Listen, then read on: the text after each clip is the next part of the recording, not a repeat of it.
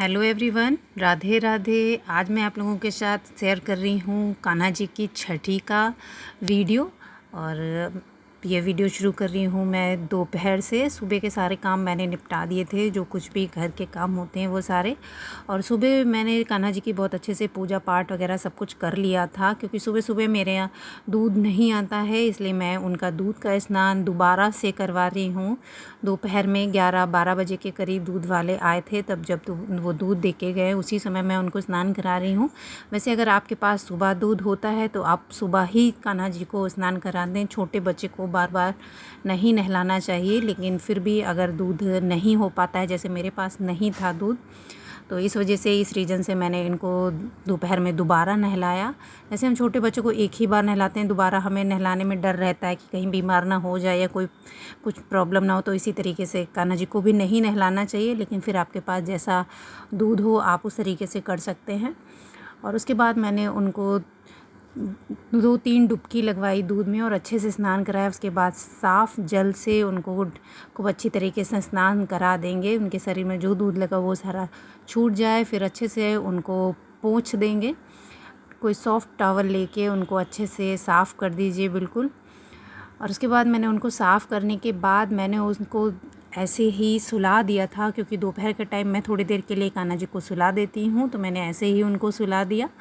और उसके बाद मैं आ गई किचन में, क्योंकि रात का भोग बनाना है छठी का। तो यहाँ पे मैं बनाने जा रही हूँ कढ़ी। तो यहाँ पे मैंने बेसन लिया है और उसमें थोड़ा नमक और लाल मिर्च और हींग डाली है, और इसको अच्छे से मिक्स कर लेंगे। और इसमें थोड़ा थोड़ा पानी डाल के एक अच्छा सा इसका पेस्ट रेडी कर लेंगे। और इसमें बिल्कुल भी कोई सोडा या बेकिंग पाउडर वगैरह डालने की ज़रूरत नहीं है। आप इनको थोड़ा अच्छे से फेंट लीजिए, ये एकदम लाइट हो जाएगा। और उसके बाद में इसमें थोड़ी सी हल्दी भी ऐड कर दीजिए, और ये अच्छे से लाइट हो जाए, फ्लफ़ी हो जाएगा एकदम, आपको पता चलने लगेगा कि ये फूल गया है। फिर इसको ढक के रख दीजिए थोड़ी देर के लिए। और उसके साथ ही मैं यहाँ पे खीर बनाने की तैयारी कर रही हूँ। तो खीर मैंने फटाफट बनने वाला तरीका अपनाया है। मैंने चावल को अच्छे से धुल के उनको एक कुकर में चढ़ा दिया था।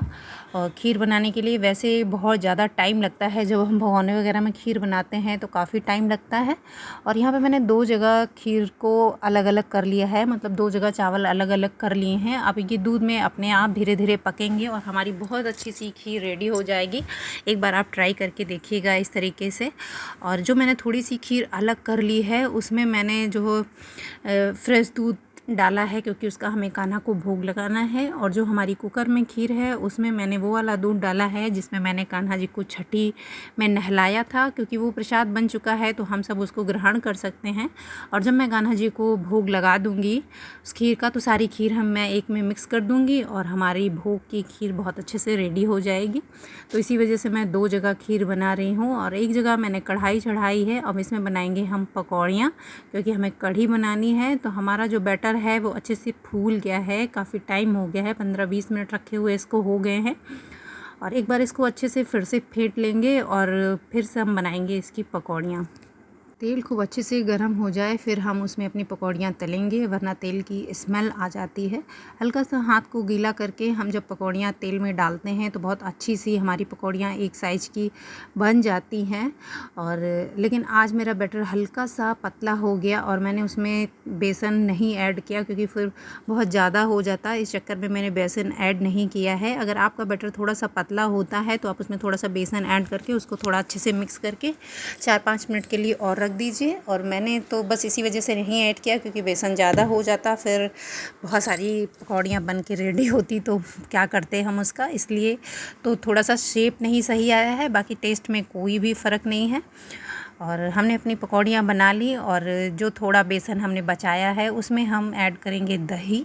और जिस हिसाब से आप पकौड़ियाँ बनाएं, जिस हिसाब से आप कढ़ी बना रहे हैं उस हिसाब से दही ऐड करिए। और उसको अच्छे से फेंट लिया है मैंने।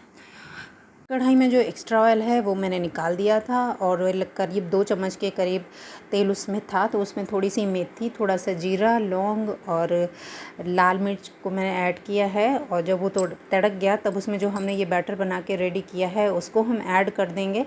और अभी ये बहुत गाढ़ा है और ये जैसे जैसे कढ़ी पकेगी वैसे वैसे ये गाढ़ा होता जाएगा, तो हमें काफ़ी अमाउंट में पानी ऐड करना होता है। तो मैं यहाँ पे मैंने करीब 1 लोटे पहले पानी डाला, उसके बाद और डाला थोड़ा सा, उसके बाद आधा लोटा और पानी डाल दिया है, क्योंकि आप देख सकते हैं कि आपको कैसा चाहिए, आप अपने हिसाब से ऐड कीजिए। मैं कोई नाप के नहीं बना रही हूँ, तो मैं अच्छे से नाप नहीं बता सकती आपको, आप अपने अनुसार कीजिए। और उसके बाद मैंने यहाँ पे हल्दी ऐड कर दी है और बस अब इसको कढ़ी को पकने के लिए छोड़ देंगे, क्योंकि इसको काफ़ी टाइम लगता है। जब तक अच्छे से कढ़ी पक नहीं जाती, अच्छे से इसमें स्मेल ना आने लगे, तब तक कढ़ी नहीं रेडी होती है। जब खूब अच्छे से स्मेल आने लगेगी तब आप इसमें पकौड़ी और नमक ऐड कीजिए। उससे पहले नमक ना ऐड कीजिए, वरना कढ़ी आपकी फट जाएगी। एकदम लास्ट मोमेंट पे समझिए 10 मिनट पहले आप नमक ऐड कीजिए, उसके बाद पकौड़ियाँ, और 10 मिनट इसको अच्छे से पकाइए। उसके बाद आप गैस को बंद कर सकते हैं और हमारी बहुत ही अच्छी सी सिंपल सी कढ़ी बनकर रेडी है।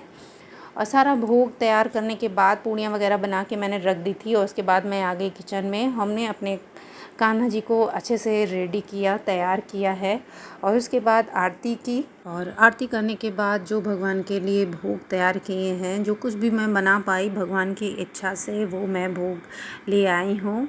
और आज का मेन भोग होता है कढ़ी चावल और खीर पूड़ी। और इसके अलावा आप कुछ भी बनाएं, आप जितनी भी आपकी सामर्थ्य हो, ये आपके शरीर में या जितनी भी आपके पास सामर्थ्य हो, आप उस हिसाब से भोग बना सकते हैं कान्हा जी के लिए।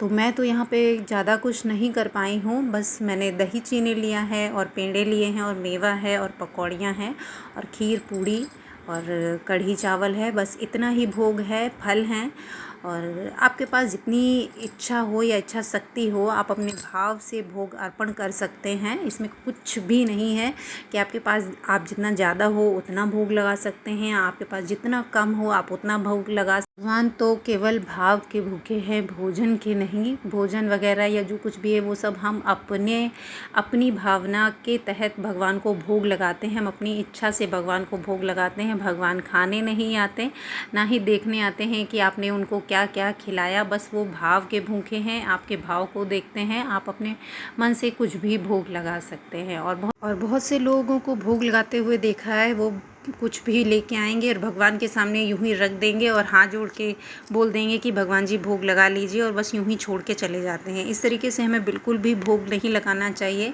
हमें भगवान को भोग अर्पण करना है, और हमें एक एक चीज़ को बारी बारी से उठा के भगवान को अर्पण करना है। और हमें ये भी बिल्कुल नहीं करना कि हमें भगवान के मुख में कोई चीज़ दे देनी है, उनको स्पर्श कराना है, बस उनके मुख से थोड़ा दूर रखते हुए हमें भोजन को उनको भोग लगाना है। क्योंकि स्वामी प्रेमानंद जी महाराज ने बताया था कि हमें भगवान जी को एकदम मुंह में खिलाना नहीं चाहिए, और वो जूठे हो जाते हैं भगवान जी, इसलिए बिल्कुल उनके मुख के पास रखिए, भगवान को गंदा नहीं करिए। भगवान वैसे भी केवल अपने नेत्रों से दर्शन करते हैं, और बस वो कुछ खाते नहीं, क्योंकि वो हम लोगों की तरह इंसान नहीं है जो उनको खाने की ज़रूरत पड़े। इसी तरीके से बहुत ही प्रेम से भोग लगाइए। और भोग लगाने के बाद मैंने जो दीपक जलाया था उसी से 1 चम्मच में काजल पार लिया है, और छठी में जैसे हम अपने छोटे बच्चों को काजल लगाते हैं, उसी तरीके से काजल लगाना चाहिए अपने लड्डू गोपाल को। और उसके बाद में जो बचा हुआ काजल है वो परिवार के जितने भी सदस्य हैं सबको काजल लगाना चाहिए, बहुत ही शुभ होता है। उसके बाद अपने लड्डू गोपाल की नज़र उतारिए, उनकी बलैया लीजिए, क्योंकि सबसे ज़्यादा मुझे लगता है कि मेरे कान्हा जी इतने प्यारे लगते हैं, कहीं मेरी ही नज़र उनको ना लग जाए। किसी दूसरे की कोई चिंता नहीं, लेकिन मुझे ऐसा लगता है कहीं मेरी ही नज़र उनको ना लग जाए। और उसके बाद निछावर कीजिए, निछावर करना बहुत ज़रूरी होता है। निछावर करके आप किसी गरीब को दान कर सकते हैं, जो आपके आस पड़ोस हो, आपके घर काम करने वाले हों, उनको दे सकते हैं। और कुछ पैसे और भगवान को चढ़ाइए जिनको आप कन्याओं में बांट सकें। और उसके बाद में भगवान का आशीर्वाद दीजिए। 5-6 दिन चलने वाला यह प्रोग्राम या भगवान जी का उत्सव छठी के दिन समाप्त होता है। छठी की पूजा करने के बाद यह समाप्त होता है, और मेरा बहुत अच्छे से छठी तक समय बीता। कान्हा जी की कृपा हम सब पर सदा बनी रहे, अगले साल में और अच्छे से उनकी पूजा कर पाऊँ। तो बस आज की वीडियो का मैं एंड यहीं पे करती हूँ। आई होप आप लोगों को यह वीडियो अच्छा लगा होगा। अगर अच्छा लगा है तो please like comment and share कीजिएगा और कमेंट बॉक्स में राधे राधे ज़रूर लिखिएगा। और फिर मिलती हूँ किसी बहुत ही अच्छे से इंटरेस्टिंग से वीडियो में। तब तक के लिए आप सबको हैप्पी जन्माष्टमी। राधे राधे।